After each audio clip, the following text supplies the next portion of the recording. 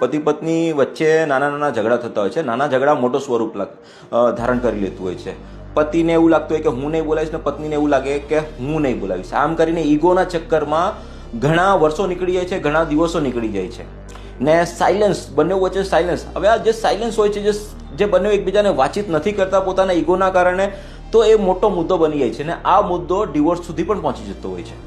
તો હવે આ સમસ્યા, જે ઝઘડો હોય છે, એનું બહુ જ સરળ ઉપાય છે. એના માટેની એક સરળ ટેકનિક છે જે તમે ઘણા બધા સંબંધોમાં ઉપયોગ કરી શકો. પોતાના પાર્ટનર સાથે, પોતાના મિત્ર સાથે, માતા પિતા સાથે, ભાઈ બહેનો સાથે, કોઈની સાથે પણ તમને અણબનાવ થયો છે એની સાથે આ ટેકનિક તમે યુઝ કર્યો. આને હોપોનોપોનો ટેકનિક કહેવામાં આવતી હોય છે. હવે કેવી રીતે એને ઉપયોગ કરવાનો છે એ જોઈએ કે જ્યારે ઝઘડો થાય કે મનમાં કડવાશ આવે કોઈ પણની સાથે, તો તમારે શું કરવાનું? કોઈ પણ એક શાંત જગ્યાએ બેસી જવાનું છે.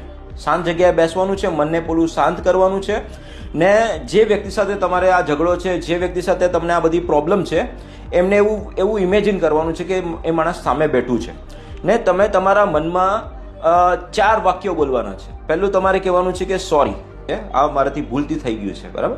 પછી ફોરગીવ મી, મને માફ કરી દો, બરાબર. પછી ત્રીજું વાક્ય કહેવાનું છે થેન્ક યુ ને છેલ્લું કહેવાનું છે કે હું તને ખૂબ જ પ્રેમ કરું છું, આઈ લવ યુ સો મચ. આ પ્રકારની તમારે વાતચીત રાખવાની છે. આ 4 વાક્યો તમારે 5 વખત કરવાના છે. 4-5 વખત એને રિપીટ કરવાના છે. એનાથી શું થશે કે સામેવાળી વ્યક્તિ સાંભળે છે નથી સાંભળતી એ 2 નંબરની વાત, પણ તમારું મન જે છે ને તે શાંત થઈ જશે. તમારામાં નવી એનર્જી આવી જશે ને તમે આ સંબંધને ફરીથી નિભાવવા માટેની તૈયારીમાં લાગી જશો. ને સંબંધ એવી વસ્તુ હોય છે કે તમે એમ નહીં કરી શકો કે ભાઈ 50% સંબંધ એ નિભાવશે, 50% હું નિભાવીશ.